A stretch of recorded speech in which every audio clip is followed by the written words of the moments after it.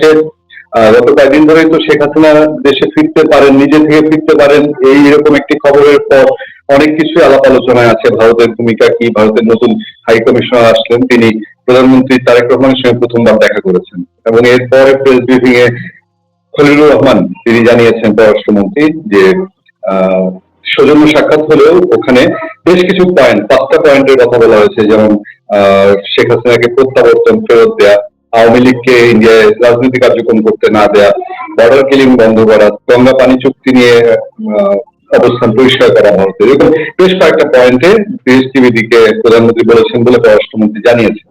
বিএসটিভি প্রধানমন্ত্রী বৈঠকের পরেই উড়ে গেছেন দিল্লিতে। অনেকের একটা উৎসুক চোখ সেদিকে আছে যে কেবল গত সপ্তাহে তিনি আবার দিল্লি থেকে এসেছেন, তারপর ইন্ডিয়া থেকে এসেছেন, দিল্লি ঠিক না, উনি কলকাতা গিয়েছেন। আমাদের কাছে খবর হচ্ছে তিনি কলকাতা গিয়েছেন, তার বাড়িতে দিনের ছুটিতে ছিলেন। আবার এই আলাপ আলোচনা আছে যে এই যে প্রধানমন্ত্রীর সঙ্গে জিএসটিভির বৈঠক হচ্ছে, জিএসটিভির ছোটাছুটি করছেন, এর ভেতরে কি আওয়ামী লীগ সংক্রান্ত কোনো নেগোসিয়েশন সরকারের সঙ্গে হচ্ছে কিনা, এরকম প্রেক্ষাপটে আপনার কাছে আরো জানতে চাই যে ভারতের গোয়েন্দা সংস্থা র এর প্রধান এখন বাংলাদেশে আছেন। বাংলাদেশের রাজনীতিতে একটি খুবই আলোচিত সংস্থা, ভিনদেশি গোয়েন্দা সংস্থা হলো বাংলাদেশের জন্য এবং সিআইএ, আইএসআই, এই তিনটা সংস্থাকে বাংলাদেশের জন্য খুব গুরুত্বপূর্ণ বলা হয়। আমি একটু স্যার জানতে চাই যে পুরো বিষয়, এই যে ইন্ডিয়ান হাই কমিশনের এত তৎপরতা, রয়ের প্রধানের আশা, বিদেশ নীতির ছোটাছুটি, পুরো বিষয়গুলো আপনার কাছে কি মনে হচ্ছে? এর ভিতরে সবই সাদা চোখে আমরা যা দেখতে পাচ্ছি তা, নাকি ভিতরে কিছু ঘটছে, কি মনে করেন আপনি? ভিতরে কিছু তো থাকতেই পারে, ভিতরে খবর তো আমরা জানি না, কেউ জানে না। এখন আমাদেরকে তো নির্ভর করতে হচ্ছে খলিলুর রহমান সাহেব পররাষ্ট্রমন্ত্রী যে বার্তা দিলেন সেই বার্তাগুলো, কারণ দীনেশ ত্রিবেদী তো কিছু বলেন নেই। সুতরাং দুইজনে দেখা হওয়ার পরে কোনো যৌথ বিবৃতি বা যৌথ সংবাদ সম্মেলন এরকম কিছু হওয়ার কথা না, এবং হয়ও নেই। সুতরাং তারা কি আলোচনা করলেন, কি কি আমাদের পক্ষ থেকে বলা হলো, সে বিষয়ে তো কিছুটা আমরা আবছা আবছা থাকবো। এবং দীনেশ ত্রিবেদী যে দিল্লি চলে গেলেন, নিশ্চয়ই গুরুত্বপূর্ণ কিছু আলোচনা হয়েছে যেটার কারণে উনি দিল্লি গেলেন, এবং দিল্লিতে হয়তো তাদের যারা আছেন পররাষ্ট্র দপ্তর এবং প্রধানমন্ত্রী দপ্তর, তাদের যে সিকিউরিটি অ্যাডভাইজার, অনেকের সাথে হয়তো তিনি কথা বলবেন বিভিন্ন বিষয় নিয়ে। তো খলিলুর রহমান সাহেব যে ব্রিফ দিয়েছেন সেই ব্রিফে তো আমাদের পুরানো কথাগুলি তুলে ধরা হয়েছে, তাই না? যে আপনি ধরেন শেখ হাসিনাকে প্রত্যাবর্তন চুক্তি, প্রত্যার্পণ আর কি, প্রত্যাবর্তন আর প্রত্যার্পণ দুইটাই প্রত্যা দিয়ে শুরু, কর্তা আছে সবার কাছে। এই যে প্রত্যাপন করার বিষয়ে যে আলোচনা, সেটা তো নতুন আলোচনা না, এটা অনেক পুরানো আলোচনা। এবং এই যে আমাদের যে অন্তর্বর্তীকালীন সরকার ছিল ডক্টর ইউনূসের সময়, তখন বোধহয় ৩-৪ বার এই ধরনের চিঠিপত্র চালাচালি হয়েছে। বাট ভারতের এখানে যে তাদের যে কথা বা তাদের যে সিদ্ধান্ত, বা তারা ঠিক মতো তো অনেক সময় পত্রের উত্তরও দেয়নি, বাট তাদের যে মুখপাত্ররা কথা বলেন তখন তারা বলেছেন যে তারা এখনই প্রত্যাপন করতে রাজি নন, বা সেই বিষয়ে তারা চিন্তা ভাবনা করছেন না। এবং ভারতের প্রধানমন্ত্রী প্রাক্তন এবং ভারতে যিনি আছেন এখন, ভারতে তারা আশ্রয়ে আছেন, তাকে আশ্রিত করা হয়েছে এবং সব রাজনৈতিক দল মিলে তাকে সেই আশ্রয়ের ব্যাপারটা একসাথে করেছেন তারা। তো তিনি সেখানে আছেন এবং তার পূর্ণাঙ্গ নিরাপত্তার ব্যবস্থা তারা করেছেন এবং তাকে পূর্ণাঙ্গ নিরাপত্তা দেওয়া হচ্ছে। এবং তার পাশাপাশি তারা কি করবেন এই বিষয়ে খুবই খোলাসাভাবে এখনো কিছু বলেননি। বাট শেখ হাসিনা উনি বলেছেন যে উনি দেশে ফিরে আসতে চান একটা সংবাদ সম্মেলনে বা একটা আলোচনায় উনি যুক্ত হয়েছিলেন। দিল্লি ফরেন করেসপন্ডেন্ট ক্লাব, তো এই এফসিসি ফরেস্ট করেসপন্ডেন্ট ক্লাব বেশ গুরুত্বপূর্ণ একটা ক্লাব। এখানে অনেক সময় অনেকেই কথা বলেন এবং সেগুলো দেশের ওই যে ইন্ডিয়াতে এবং বিশ্ব অন্যান্য দেশে এটা প্রচারিত হয়। রয়টার্স অনেক ফলো করে প্রচার করেছে, ভারতের এনডিটিভি অনেক ফলো করে প্রচার করেছে। পাশাপাশি বিবিসির কিছু নিউজ দেখলাম, তারাও এটা নিয়ে কয়েকটা আইটেম করেছে। কি বলেছেন উনি, এবং উনি সেখানে বলেছেন যে উনি ফিরে আসতে চান। তো আমরা চাচ্ছি উনাকে প্রত্যাপন করা হোক, কিন্তু যে প্রত্যাপন চুক্তি আছে সেই চুক্তির কোন ধারায় এই প্রত্যাপনটা খুব সহজ না। যেমন ওখানে একটা রাজনৈতিক বিষয় আছে যে কেউ যদি ওখানে থাকেন এবং কোনো কারণে যদি সরকার মনে করে যে শুধুমাত্র রাজনৈতিক প্রতিহিংসার কারণে বা রাজনৈতিক হিংসার কারণে একটা বিচার হচ্ছে এবং সেই বিচারে ন্যায় বিচার পাওয়ার কোনো সুযোগ নাই, তাহলে তাকে প্রত্যাপন করা হবে না। এমনকি মৃত্যুদণ্ড যদি দিয়ে দেওয়া হয়, তখনও একটা শর্ত আছে যে মৃত্যুদণ্ড দিয়ে দিলে সেটা হয়তো প্রত্যাপন করা হবে না। কেন পৃথিবীর অনেক দেশে মৃত্যুদণ্ড এখনো নিষিদ্ধ। তো এইসব কারণে শেখ হাসিনাকে প্রত্যাপন করা ভারতের পক্ষ থেকে সেটা খুব সহজ হবে বলে মনে হচ্ছে না, এবং এটার আমি কোনো আলো দেখতে পাচ্ছি না আরকি। এটা খুব কঠিন একটা চ্যালেঞ্জ, এবং বাংলাদেশ এটা চাইতেই পারে। বাংলাদেশের পক্ষ থেকে বাংলাদেশ একটা স্বাধীন রাষ্ট্র। বাংলাদেশের যারা সরকারে আছেন তারা এটা চাইতেই পারেন। তাদের চাওয়ার মধ্যে কোনো দোষ নেই। আবার ভারতের পক্ষ থেকে তারা তাদের আইন, বিধি এসব পর্যালোচনা করে তারা তাদের সিদ্ধান্ত নিবেন। ২ দেশের বিষয় তো ২ দেশের পৃথক, পৃথক সিদ্ধান্ত হতে পারে। এটা নিয়ে আমাদের তেমন কোনো আলোচনায় যে আমরা কোনো ফাইনাল স্টেজে হয়তো পৌঁছতে পারবো না। এখন যে উনি ফিরে আসবেন, এইটা বলার পরে তো আর প্রত্যাপনের বিষয়টা তখন কিভাবে হবে? ২ টা তো একসাথে ঘটবে না। যদি উনি ফিরে আসতে চান, উনি যেহেতু এখানে একজন দণ্ডপ্রাপ্ত আসামি, উনাকে ফাঁসি দেওয়া হয়েছে। তো উনি ফিরে এসে তো নিশ্চয়ই আদালতের কাছে নিজেকে সোপর্দ করবেন, এবং তিনি কিভাবে আসবেন সেটার একটা ব্যবস্থা হবে, এবং তিনি যদি আসতে চান, তাকে আসতে দেওয়া হবে কিনা বা কিভাবে আসবেন, সেই ব্যাপারে তো একটা আলাপ আলোচনা করতে হবে। সরকার না চাইলে তো দেশে কেউ ঢুকতে পারবেন না। এটা খুব স্বাভাবিক। এবং আমরা অতীতেও এটা দেখেছি। অতীতেও কিন্তু শেখ হাসিনাকে 111 এর সময় দেশে ঢুকতে বাধা দেওয়া হয়েছিল। মানে এয়ারলাইন্স গুলোকে বলে দেওয়া হয়েছিল যে তাকে ক্যারি করে আনা যাবে না। সেই এয়ারলাইন্স কে নামতে দেওয়া হবে না। কিন্তু পরবর্তীতে কিন্তু ব্রিটিশ এয়ারওয়েজ এর বিরুদ্ধে যখন উনি মামলা করলেন বা মামলার হুমকি দিলেন, তখন কিন্তু ব্রিটিশ এয়ারওয়েজ বাধ্য হলো যে তার ভ্যালিড পাসপোর্ট আছে এবং তাকে নিয়ে আসতে হবে, এবং উনি আসলেন এবং তারপরে তো স্বাভাবিকভাবে উনাকে জেলে নেওয়া হলো। তো এই ক্ষেত্রে উনি কিভাবে আসবেন এটা একটা আলোচনার বিষয়, আলোচনা হতে পারে। উনার প্ল্যান কি সেটাও আমরা ঠিকমতো জানি না। তবে উনি যেটা বলেছেন যে ডিসেম্বরে বিজয় দিবসের প্রাক্কালে হয়তো উনি আসতে চান, এবং সেই সময় উনি একটা তারিখ হয়তো দেবেন। এবং উনি কিভাবে আসবেন, উনার পাসপোর্ট তো বাতিল করা আছে। যে রেড পাসপোর্ট উনার ছিল, মানে যে পাসপোর্ট নিয়ে উনি ভারতে গিয়েছিলেন, এবং আমাদের বিমান বাহিনীর C-130 একটা বিমান তাকে পৌঁছে দিয়ে আসছে। তিনি, শেখ রেহানা, আরো কয়েকজন হয়তো গেছেন। সকলের নাম আমি জানি না। তো তাকে আমরা হিন্দাল এয়ারপোর্টে, এটা একটা সেনাবাহিনী, ভারতীয় সেনাবাহিনীর একটা এয়ারপোর্ট বেস, সেখানে পৌঁছে দেওয়া হয়েছিল, এবং সেখানে তাকে ভারত সরকারের পক্ষ থেকে খুব গুরুত্বপূর্ণ ব্যক্তিরা তাকে রিসিভ করেছিলেন। এই হলো বর্তমান অবস্থা। এই অবস্থায় আলাপ আলোচনা তো একটা হতেই হবে। এই আলাপ আলোচনা আওয়ামী লীগের সাথে সরকারের হতে পারে। কিন্তু আওয়ামী লীগ তো এখন নিষিদ্ধ, কার্যক্রম নিষিদ্ধ। তো আওয়ামী লীগের সাথে সরকার আলোচনা করতে হলে তো আ পর্দার আড়ালে করতে হবে। আলোচনা হবে না এরকম না। আমরা এটাও জানি যে জেলখানায় বন্দী থাকেন যে রাজনৈতিক নেতারা। যদিও বাংলাদেশে এখন কোন রাজনৈতিক নেতা নাই। সকলেই কোন না কোন ক্রিমিনাল মামলার আসামি। তো ওই যে পাকিস্তান আমলে যে রাজনৈতিক নেতা ছিল, বা বাংলাদেশের ১ম দিকে যে রাজনৈতিক নেতার একটা বিষয় ছিল যে রাজনীতির কারণে জেলে গেলে তাদেরকে রাজবন্দী বলা হতো। তা এখন দেশে কোনো রাজবন্দী নেই। যারা আছেন তারা সবাই আ মামলার আসামি, ফৌজদারি মামলার আসামি, এবং তারা অভিযুক্ত ফৌজদারি মামলায়। তো এই ক্ষেত্রে তখনও দেখা গেছে ওই সময়কালে যদি জেনারেল জিয়ার সময়ের কথা চিন্তা করেন, জেনারেল এরশাদ সাহেবের কথা চিন্তা করেন, বা আরো পরে জেলখানায় যারা ছিলেন যে পলিটিক্যাল পার্টির বড়, বড় নেতা, তাদের সাথে কিন্তু আলোচনা হয়েছে। এটা গোপনে আলোচনা হয়েছে। অনেকে জেনে গেছে, পত্রিকা হয়তো জানেনি। বাট আলোচনা হয়েছে হয়তো একটা নেগোশিয়েট করার জন্য। এই যে আলাপ আলোচনা, দর কষাকষি, এবং তার মধ্য দিয়ে একটা সমাধানে পৌঁছা, এটা তো একটা রাজনীতির একটা অংশ। গণতন্ত্রেরও একটা অংশ। যদি আপনি ইনক্লুসিভ পলিটিক্স নিয়ে চিন্তা করেন, আপনি আলাপ আলোচনার মধ্য দিয়ে তো সমস্যার সমাধান করবেন।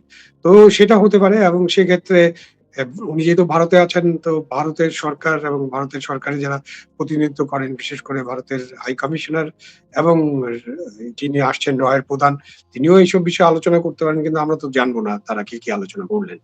আর প্রধানের সফরটা অনেকটা রুটিন বলতে পারেন। কারণ এর আগে আমাদের সামরিক গোয়েন্দা সংস্থার যে প্রধান, তিনি ভারতে গিয়েছিলেন। সেখানে ২-৪ দিন ছিলেন, আলাপ আলোচনা করেছেন। তখনই বোধহয় তাকে নিমন্ত্রণ জানানো হয়েছিল, এবং উনি তো এর মধ্যে আরো ২-১ টা দেশে ভ্রমণ করেছেন, এখন বাংলাদেশে এসেছেন। বাট এসব আলোচনা তো শুধু চা খাওয়ার জন্য আসেন না, চা, কফি, ডিনার এসবের জন্য না। এসব আলোচনার যারা আসেন তারা খুব গুরুত্বপূর্ণ ব্যক্তি, এবং তাদের মধ্যে অনেক আলাপ আলোচনা হয়, যেটা আমাদের যে রাজনীতি, আমাদের যে অর্থনীতি, আমাদের যে সম্পর্ক, আমাদের যে ডিপ্লোমেসি, সেগুলোর ক্ষেত্রে কিন্তু ভূমিকা রাখবে। তো খুব স্বাভাবিক এই আলোচনাগুলো চলছে, এবং ত্রিবেদী সাহেব দিল্লিতেও যেয়েও এইসব আলোচনা করবেন। তো ভবিষ্যতে আরো আলোচনা হবে হয়তো, আশা করি আমি। আলোচনাই তো একটা সমাধান। কেন এটা কোনো মানে বল বল প্রয়োগ করে সমাধান করা যাবে না। ভারতের সাথে তো আমাদের সম্পর্কের কোনো সামরিক সমাধান নেই। এমনকি বার্মার সাথেও আমাদের সম্পর্কের কোনো সামরিক সমাধান নাই। যদি আমাদের এই ২ দেশের প্রতিবেশী দেশের সাথে যদি কোনো ধরনের সমস্যা হয়, সরি, তাহলে অবশ্যই আমাদেরকে একটা সমাধান খুঁজতে হবে, আলাপ আলোচনার সমাধান, ডিপ্লোম্যাটিক সমাধান। এবং ভারতের সাথে, ভারত আমাদের নিকট প্রতিবেশী এবং অনেক বড় দেশ। তার সাথে আমার ৪,০০০ কিলোমিটারের বেশি বর্ডার আছে। সো এটা আমাদেরকে চিন্তা করতে হবে। তারপরে আমাদের মুক্তিযুদ্ধে ভারতের ভূমিকা। ভারতের সাথে আমাদের সম্পর্ক যতই টানাপোড়েন আমরা দেখি কথাবার্তায়, বিশেষ করে শেখ হাসিনার বক্তব্য প্রকাশের পরে একটা প্রেস রিলিজ দেওয়া হয়েছে সম্ভবত ফরেন মিনিস্ট্রি থেকে। তো সেটা খুব একটা ডিপ্লোম্যাটিক ছিল বলে অনেকেই মনে করেন না, আমিও মনে করি না। ডিপ্লোম্যাটিক প্রেস রিলিজ আরো অনেক ভালোভাবে দেওয়া যেতে পারত। তারপরেও কিন্তু ওই আমাদের কাঁচামরিচ আমদানি হচ্ছে, বর্ডার দিয়ে আসছে। আমাদের বাজারে যেহেতু কাঁচামরিচের দাম বেশি, মানে পেঁয়াজ আসে, ডাল আসে, চাল আসে, গম আসে। তো ওই যে সম্পর্কটা, এই সম্পর্কটা আছে। আমরা আবার ইলিশ মাছ পাঠাই। যে কর্তৃত্ববাদী শাসক যখন ছিলেন তার চেয়ে বেশি পরিমাণে ইলিশ মাছ কিন্তু আমরা অন্তর্বর্তীকালীন সরকারের সময় পাঠাতে দেখেছি। এখনো পাঠাই। আবার আম আসা যাওয়া করে। তো নানানভাবে কিন্তু সম্পর্ক আছে। তো এইরকম বড় প্রতিবেশীর পাশাপাশি থাকা দেশ তো পৃথিবীতে একটা আমরা না। এর পাশাপাশি অনেক দেশ আছে। যেমন রাশিয়ার পাশে আছে ইউক্রেন। তো সেখানে একটা যুদ্ধ চলছে না? এবং ইউক্রেনের সাথে রাশিয়ার সম্পর্ক, রাশিয়া কিভাবে ইউক্রেনকে দাবায় রাখতে চায় সেটা তো আমরা প্রত্যক্ষ করছি। সেরকম অন্যখানেও যদি আপনি দেখেন আরো ২-১ টা ছোট, ছোট দেশ আছে যাদের পাশে বড় দেশ আছে। পাকিস্তান যেমন আফগানিস্তানের সাথে কি আচরণ করে। তো এই যে আচরণগুলো, এটা বিশ্ব রাজনীতিতে এইসব আচরণ নিয়ে আলাপ আলোচনা হতে হবে এবং আরো বন্ধুত্বপূর্ণ আলোচনা চলতে পারে। আমরা তো কারো সাথে বিভেদ চাই না। আমরা চাই সকলের সাথে বন্ধুত্ব, কারো সাথে সংঘাত নয়। সুতরাং আমরা সেই আমাদের ঘোষিত যে পররাষ্ট্রনীতি আছে সেটার ভিত্তিতে আমাদের স্বাধীনতার সার্বভৌমত্বকে অক্ষুণ্ণ রেখে আমরা নিশ্চয়ই সকল দেশের সাথে সম্পর্ক, বিশেষ করে ভারত, বার্মার সাথে, তাদের সাথে আমাদের সীমান্ত আছে। সুতরাং তাদের সাথে আমরা একটা ভালো সম্পর্ক গড়ার প্রচেষ্টা করব। এবং সেখানে আমাদেরকে কৌশলী বোঝাপড়া করতে হবে, কৌশলী দর কষাকষি করতে হবে এবং যাতে আমাদের উইন-উইন একটা সিচুয়েশন হয়। স্যার, একটা জিনিস নিশ্চয়ই খেয়াল করেছেন, আমরা দেখছি যে আপনার ইন্টারিম গভর্নমেন্টের সময় থেকেই এই শেখ হাসিনা ইস্যুতে, আওয়ামী লীগের নেতাদের ইস্যুতে ইন্ডিয়ান গভর্নমেন্ট যেরকম বলে গেছে যে ফেরত দেন বন্দি কথা মতো ফেরত দেন, আজকে যদিও তারেক রহমান সরকারই বলে যাচ্ছে এবং ইন্ডিয়া সরকার এই ব্যাপারে কোনো রকম কর্ণপাত করছে না এবং বোঝা যায় যে তারা আসলে শেখ হাসিনাকে ওই চুক্তি অনুযায়ী ফেরত দেবে না। এটা এটা জাস্ট হয়তো একটা হাইপের মধ্যে আছে। একই সাথে আওয়ামী লীগ এবং শেখ হাসিনা দৃশ্যমানভাবে দিল্লি থেকে, কলকাতা থেকে, ইন্ডিয়া থেকে রাজনীতি করছে। আজকে যে প্রধানমন্ত্রীর দিক থেকে বা বাংলাদেশ সরকারের দিক থেকে ভারত সরকারকে বলা হলো যে আওয়ামী লীগের লোকজন যেন ওখান থেকে রাজনীতি করতে না পারে, আপনার কি মনে হয় যে এটা বন্ধ করা এত সহজ হবে? না, প্রত্যর্পণের ব্যাপারে তো আমরা আলোচনা করলাম যে, যে চুক্তি আছে সেই চুক্তির বিভিন্ন ধারা অনুযায়ী এটা আমি সুযোগ। প্রত্যর্পণ বলছি না, সেক্ষেত্রে রাজনীতি করা। না, আমি সেটা যাচ্ছি সেক্ষেত্রে।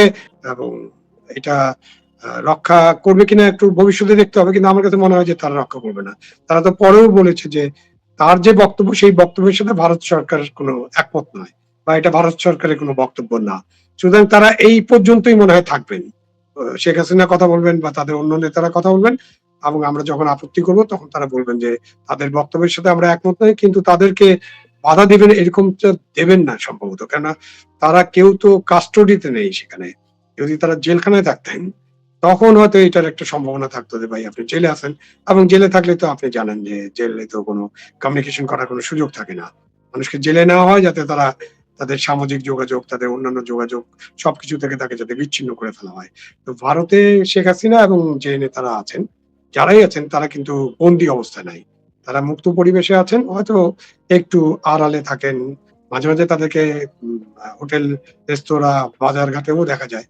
লন্ডনে যারা আছেন তাদেরকেও দেখা যায়। তো এখন এই যে যে যুগ, মানে আমাদের সময়কালের, যে আমাদের যখন ছোট ছিলাম তখন যে টেলিফোনের অবস্থা ছিল বা যোগাযোগের যে অবস্থা ছিল, সেখান থেকে যোগাযোগ এত বৈপ্লবিক বা এত আশ্চর্য পরিবর্তন হয়েছে যে আপনি এখন তো যোগাযোগ আপনার হাতের মুঠোয়। আপনি যেখানেই থাকেন, বিশ্বের যেকোনো জায়গায়। আপনি সাইবেরিয়াতে থাকলে ওখান থেকে বাংলাদেশের সাথে যোগাযোগ করতে পারবেন। তো এই যোগাযোগ তো বন্ধ করার কোনো পথ নেই। এবং আপনি একটা বন্ধ করবেন আরেকটা খুলে যাবে। আপনি তাদের উপরে নিষেধাজ্ঞা দিবেন, ভিওআইপি চালু করে ফেলবে, তাই না? তো এই যে আগস্টের আন্দোলনের সময় দেখা গেছে না? যখন ইন্টারনেট স্লো করে দেওয়া হলো, ইন্টারনেট বন্ধ করে দেওয়া হলো, তখন যোগাযোগ হয়নি? তারা তো যোগাযোগ করেছেন। এবং কত ধরনের অ্যাপস আছে পৃথিবী জুড়ে। সুতরাং এই যোগাযোগ এবং এই আলাপ আলোচনা এটা বন্ধ করা যাবে না। এটা যেহেতু বন্ধ করা যাবে না, তাহলে আমাদেরকে পথ খুঁজে বের করতে হবে যে তাহলে কি আমরা স্পেস যেটা তারা আওয়ামী লীগ চাচ্ছে বা আওয়ামী লীগ যে রাজনীতি করতে চায়, তাহলে আমরা তাদেরকে রাজনীতিতে ফেরার জন্য সেখানে কোনো স্পেস আমরা ক্রিয়েট করতে পারবো কিনা, যাতে তারা দেশে আসতে পারেন, মামলা মোকদ্দমা ফেস করতে পারেন এবং তারা তাদের দলকে অর্গানাইজ করতে পারেন। সেটা সরকার চিন্তা করলেও করতে পারে, করবেন কিনা সেটা তো সরকারের বিষয়। এটা তো আমরা আলোচনা করে কিছু করতে পারবো না। বাট সরকার চাইলেই যোগাযোগ বন্ধ হয়ে যাবে না। এটা ভারত সরকারও করবে না, এবং ভারত সরকার করলেও ওখানেও অনেক অ্যাপস আছে।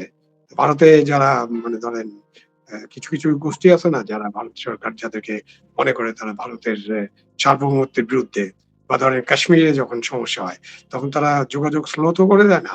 তখন কি যোগাযোগ বন্ধ থাকে? যোগাযোগ তো হয়। তো ভারতের মধ্যেও অনেক লোক আছে যারা যখন ভারত সরকার বাধা দিলেও তো যোগাযোগ করতে পারে। এটা পৃথিবীর কোন দেশের পক্ষেই সম্ভব না। ইরানের পক্ষেও তো সম্ভব না। ইরানের এমন একটা দেশ যেখানে তাদের এত সমর্থন এবং এত ধরনের তাদের সামরিক সক্ষমতা আছে। তাদের বিশাল একটা গোয়েন্দা নেটওয়ার্ক আছে। সেখান থেকেও মানুষজন বাইরে যোগাযোগ করে না, ইন্টারভিউ দিয়ে ফেলে না। সুতরাং এটা কিন্তু কঠিন কাজ কাউকে মুখ বন্ধ করে রাখা এই আধুনিক যুগে। জি। স্যার, আমি একটা ছোট্ট প্রসঙ্গ একটু জানতে চাই যে আপনার কি মনে হয়, কারণ আপনি একটা অভিজ্ঞ মানুষ, বীর মুক্তিযোদ্ধা এবং সরকারে ছিলেন, এই যে শেখ হাসিনা তো প্রত্যাবর্তন করা যাচ্ছে না, মোটামুটি আমরা এটা ধরে নিতে পারি, মানে বাংলাদেশ সরকার যেভাবে চাই এভাবে হবে না। শেখ হাসিনা এখন যেভাবে চাচ্ছে, যদি এইভাবে বাংলাদেশ প্রত্যাবর্তনের উদ্যোগ নেন বা দেশে ঢুকে পড়েন, তাহলে সংঘাতের কোনো আশঙ্কা আপনি দেখেন কিনা? সংঘাতের আশঙ্কা দেখি কিনা সেটার উত্তর দেওয়ার আগে দেখতে হবে যে উনি যখন ফিরবেন বা উনার ফেরার বিষয়টা যখন আলাপ আলোচনা হবে, এবং এই আলাপ আলোচনার ভিত্তিতে যদি উনার ফেরা হয় তখন সংঘাত হবে না। এবং উনি তো সরকারের অনুমতি ছাড়া উনাকে বহনকারী কোনো বিমান তো বাংলাদেশে ল্যান্ড করতে দেওয়া হবে না। মানে সরকার যদি এটা মনে করেন যে তারা তাকে তার তিনি প্যাসেঞ্জার এবং সেই বিমানে নামতে পারবে না। এটা সরকার করতে পারে। সরকারের সেই সক্ষমতা আছে এবং সরকারের আইন শৃঙ্খলা বাহিনী আছে।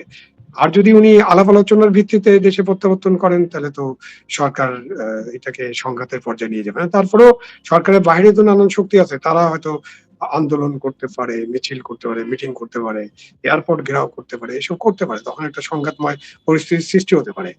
তাকে যদি তিনি ফিরে আসেন, তাকে নিরাপত্তা দেওয়া এবং নিরাপদে তাকে জেলখানায় নিয়ে যাওয়া এটা সরকারের দায়িত্ব হবে। যদি উনি ফিরে আসেন। যদি, মানে যদি থেকে আমরা এসব আলোচনা করছি। উনি ফিরবেন কিনা, কখন ফিরবেন কিছুই তো আমরা জানি না। আদৌ ফিরতে দেওয়া হবে কিনা এগুলোও জানি না। সুতরাং যদি উনি ফিরে আসেন তাহলে তো সরকারকে এই ব্যবস্থাটা করতে হবে। এয়ারপোর্টে তার নিরাপত্তা করতে হবে এবং নিরাপদে তাকে জেলখানায় নিতে হবে।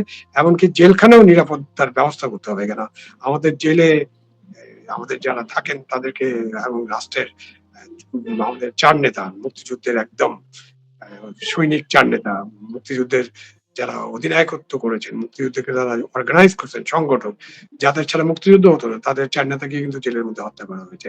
সুতরাং অনেক কিছু বিবেচনা আছে এবং দেশের যে পরিস্থিতি, আইন শৃঙ্খলা পরিস্থিতি, মবের যে পরিস্থিতি এবং যে পুলিশের যে সমস্ত অস্ত্র লুটপাট হয়ে গেছিল সেগুলো উদ্ধার করা যায় নাই। 7.62 অ্যাসাল্ট রাইফেল এবং কিছু, কিছু রাইফেল যেটা থেকে অনেক দূর থেকে লক্ষ্যভেদ করা যায় এবং মানুষকে মেরে ফেলা যায়। এইসব অস্ত্র-শস্ত্র তো বিভিন্ন জায়গায় ছড়িয়ে ছিটিয়ে আছে। তো সেগুলো কিন্তু আমাদেরকে সেগুলোর ব্যাপারে ব্যবস্থা নিতে হবে। এরকম একজন ফিরে আসছিলেন না ফিলিপাইনে, এরপরেই তাকে হত্যা করা হয়েছিল। তো এইসব চলে। এমনকি বেনজির ভুট্টোকে হত্যা প্রচেষ্টা করা হয়েছিল। উনি যখন একটা রাজনৈতিক একটা মিছিলে নেতৃত্ব দিচ্ছিলেন। যদিও গুলি তাকে লাগেনি, উনি অন্যভাবে নিহত হয়েছেন। আর তার উপরে গুলি চালানো হয়েছিল। তো আমাদেরকে এই সবকিছু মিলিয়ে চিন্তা করতে হবে যে উনি ফিরে আসলে কি পরিস্থিতি হবে এবং সেই পরিস্থিতিতে দেশ যারা চালাচ্ছেন সরকার মেইনলি তাদের কিভাবে তাদের দায়িত্ব কি হবে এবং তাদের দায়িত্ব তো নির্দিষ্ট হতে হবে। সেই দায়িত্ব কিভাবে তারা পালন করবেন এবং দায়িত্বটা পালন করবেন কিনা এই সব বিষয়ে কিন্তু এখন কোনো একেবারে ডেফিনিট অ্যান্সার একেবারে বলে দেওয়া যায় না যে এটা হলে এটা হবে, এটা হলে এটা হবে। এরকম কোনো ডেফিনিট অ্যান্সার নেই। আমাদেরকে অপেক্ষা করতে হবে। পূর্ণিয়া।